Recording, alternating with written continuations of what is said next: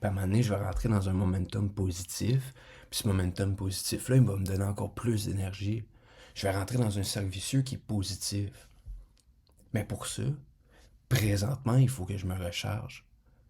Il faut que je me recharge puis j'augmente mon niveau d'énergie. Parce que si je le fais pas, ça va faire l'effet inverse. Si j'aurais commencé au mois de février à un niveau d'énergie de 20%, j'aurais pu avancer puis j'aurais eu quelques résultats. Mais à la place de rentrer dans un cercle vicieux puis dans un momentum qui est positif, je serais rentré dans un momentum puis un cercle vicieux qui est négatif. Puisque j'ai déjà peu d'énergie, j'ai plus tendance à être négatif. Puis en étant négatif, ben, je vais me répéter des choses du genre: ah, je suis fatigué. Ah, j'ai pas envie de la faire. Ah, c'est difficile. Etc., etc., etc. Parce que quand on est épuisé mentalement, on n'a pas assez d'énergie pour contrôler ses pensées. À la place, c'est nos pensées qui nous contrôlent.